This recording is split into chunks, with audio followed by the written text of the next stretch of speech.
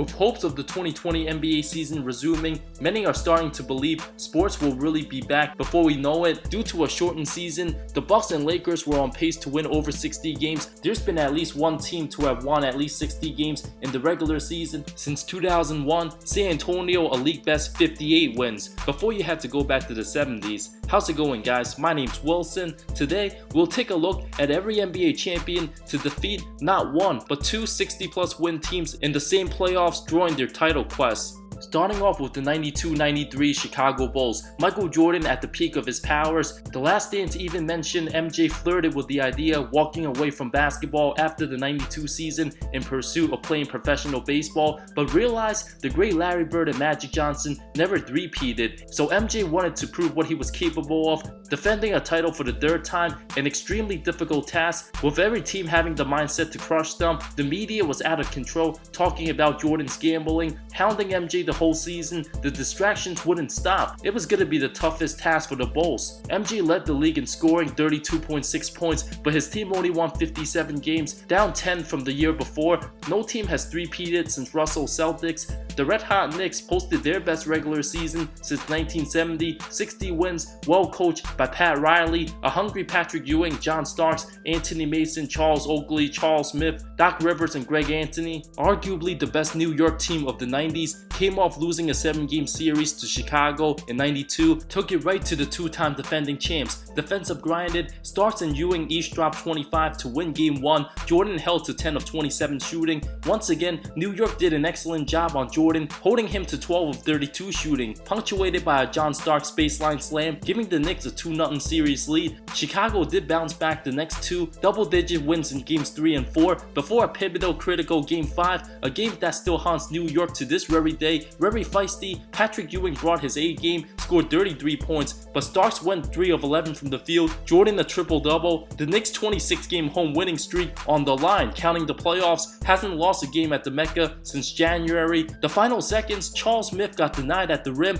numerous times, suffocating defense, 4 straight misses, one of the most insane defensive sequences in NBA history. A heartbreaking loss for New York. The Bulls closed out the series in 6 before knocking off the 62-win Phoenix Suns. Everybody knew the 93 finals was over when Jordan went up 2-0, stealing the first 2 on the road. Although Barkley put up a fight and refused to go down in game 3, MJ's ridiculous 55-point output in game 4, just too good, too legendary, unstoppable, closed out the Suns in 6, captured the three-peat. He would face plenty more 60-plus win teams in future postseason runs. The 1994-95 Houston Rockets, the great words of head coach Rudy Tomjanovich.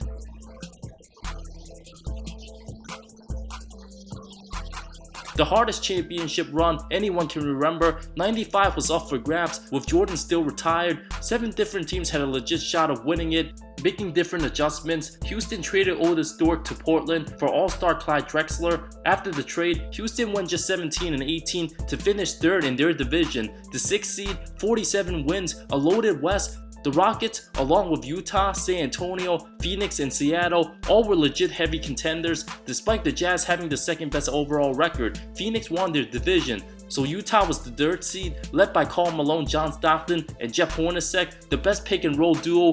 Both made 1st team, but Hakeem shockingly 3rd team, behind Shaq and Robinson at the center position. A grueling first-round series that could have easily been a conference final showdown. Utah won 3 straight over the Rockets in the regular season. The first game, an instant classic, Hakeem went bananas, went off for 45 points, but Stockton connected on a game-winning layup, giving him 28, a 2-point win. Houston rallied with a resounding 140-126 win in Game 2. Kenny Smith and Clyde Drexler each had over 30, but the Jazz took Game 3, won by 13. In an elimination Game 4, Dreamy and Drexler had a legendary performance, 41 for Clyde, 40 for Hakeem, both combined 26 of 40 shooting, forcing a decisive Game 5 in a tough hostile environment. Utah led 71-64 going into the 4th. In the final game, still up 7 with 5:40 left, Olajuwon went off, scoring 10 points the final 5 minutes. Houston outscored Utah 20-9 onwards. 33 for Hakeem sent the Jazz packing for a 95-91 win. Dreamy and Malone were arguably two of the best players in the NBA at the time. Hakeem averaged an incredible 35 points, 8.5 rebounds, 4 assists, 2.5 blocks, over 57% shooting. Drexler over 25 a game.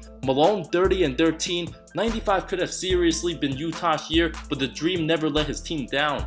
Went on to eliminate the 59-win Phoenix Suns in 7 games thanks to Mario Elie clutch 3. Hakeem would meet MVP David Robinson and the 62-win Spurs in the conference finals, a big man showdown. After Robinson raised the MVP trophy, a motivated Hakeem made sure he would give the Admiral a taste of his own medicine. Dream would absolutely destroy, abuse, annihilate, and humiliate the MVP in every way imaginable, made Robinson look foolish out there. Had 41 and 16 in game 2, hit him with a couple dream shakes. Not once was Hakeem ever outscored by Robinson. San Antonio did eventually fight back to even the series, only to take more punishment from the Dream, including a 42-point game 5 beatdown, closed out game 6 with 39, hitting tough shot after tough shot. If the two were on opposite teams, the outcome would have been totally different. One of the most embarrassing beatdowns, giving the Admiral his worst nightmare. The numbers simply said it all. Dream averaged over 35, 12.5 rebounds, 5 assists, 4 blocks,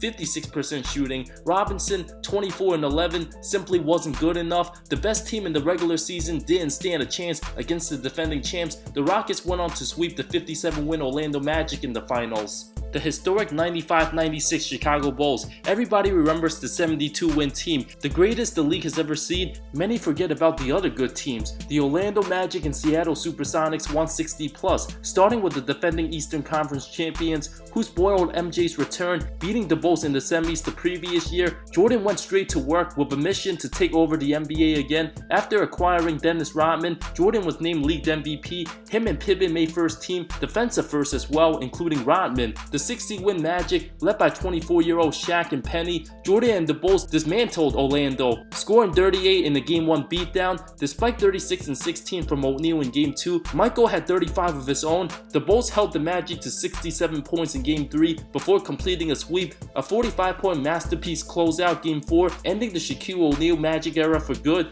Went on to face the 64-win Sonics team, led by the duo of Gary Payton and Shawn Kemp, well coached by George Karl. Terrific role players in Deathless Shrimp, Hersey Hawkins, Sam Perkins. Seattle gave everything they can handle, but because Karl needed Payton to carry the load offensively, the Worm had 11 big offensive rebounds in Game 2 in the 4-point win, the closest game of the series. Chicago blew out Seattle 108-86 in Game 3, but the Sonics refused to get swept, won Games 4 and 5 by double digits before the Bulls eventually closed out the series in 6. Realistically, nobody gave Seattle a chance. Winning 2 games was an amazing accomplishment. The whole team held Jordan to his worst final series, 27.3 points, still great numbers. Payton felt his defensive strategy could have pushed Jordan to his limit, but MJ laughed after hearing those comments. On to the following season, 1997. Once again, Jordan's Bulls, a league best 69 wins. A lot of great teams were forgotten that year. The surprising Jazz, led by MVP Karl Malone, won 64 games. Utah's best record all time. Miami, led by Alonzo Mourning and Tim Hardaway, 61 wins. Even New York, Houston, Seattle, and Atlanta won over 55 games. After making easy work of the Bullets and Hawks, Miami knocked off New York in an intense, brutal 7-game series, came back down 3-1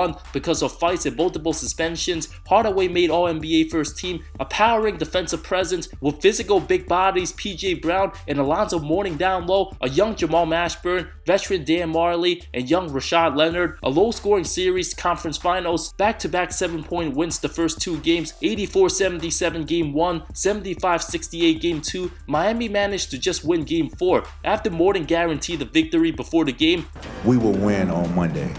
Because of Pat Riley's presence as head coach, the Heat were nasty, never backed down from anybody. Mourning and Brown did everything they could to prevent Jordan from scoring underneath. MJ had arguably his worst playoff game in Game 4, held to just 9 of 35 shooting, a defensive battle, but Chicago closed out Game 5 100-87, the closest the Heat franchise got in the 90s. The 97 Jazz were also very slow-paced, with 33-year-old Karl Malone, 34-year-old Stockton, a series closer than most expected. Jordan proved too much for the MVP. With the series tied at 2, MJ had a masterful food poisoning Game 5, 38 points, including a clutch go-ahead three-pointer, closed out Game 6 with 39 of his own. The 97 Jazz remains one of the best teams to never win a title. The 2005-2006 Miami Heat, an underachieving regular season, Shaq's second year in South Beach, D-Wade officially became a superstar, added former All-Star Antoine Walker, signed free agent Gary Payton. But after a 15-12 start, head coach Stan Van Gundy resigned, Pat Riley took over, Shaq missed 18 straight games early with injury, Miami went 9-9 that stretch, finished 39-23 with Riley, just 52 wins the whole season, the 3 seed, while Detroit had their best season in franchise history, 64 wins, 4 All-Stars. But the big difference, Flip Saunders replaced Larry Brown as head coach. Out west, 63 wins San Antonio, eliminated by Dallas in the Classic semifinals because they were in the same division. The Mavs had to be the 4th seed. The NBA later decided to change the seedings because of it. After Miami knocked off the Bulls and Nets the first 2 rounds, the Heat stole Game 1 against Detroit 91-86 thanks to Wade's 25. After the series tied 1-1, Wade went bananas, an efficient 35 points on 13 of 17 shooting in Game 3. Detroit was falling apart as Saunders and some of the players didn't see eye to eye, installed a new offense without altering the team's defensive identity. With those changes, Wade went off for 31 points in Game 4. The Big Diesel dominated in Game 6 for a blowout Miami win. Flash had one of his most efficient series, averaged 26.7 points on 62% shooting. O'Neal 22-10, 65% shooting. Big Ben left for free agency after the season. Detroit was never quite the same. The finals was a daunting task against Dallas, led by prime Dirk Nowitzki, Jason Terry, and Josh Howard. In a controversial series, it seemed like the Mavs were in control, won the first 2 games by double digits. O'Neal held to just 5 points in the second game. Dallas took control of the third quarter of Game 3, outscored Miami 34-16, had an 89-76 lead with 5 minutes left. Miami's season seemed to be dwindling before the 24-year-old superstar took matters into his own hands, unstoppable down the stretch, refused to let his team lose, knocked down jumper after jumper, 42 points, 13 rebounds, 18 free throw attempts. Gary Payton sank the go-ahead jumper with 9 seconds left, a heroic comeback, survived 98-96, still down 2 games to 1. Wade went off again in Game 4, 36 points, Nowitzki an atrocious 2 of 14 shooting. Stackhouse flagrant foul Shaq. Not only was he ejected from the game, but also suspended for a pivotal Game 5, a huge loss. The very next game, a classic driller, Wade took over down the stretch, sent the game to overtime with a clutch jumper, shot 25 free throws, the same amount as the entire Mavs team. Drew a foul in the final seconds of overtime, giving his team a 1-point win,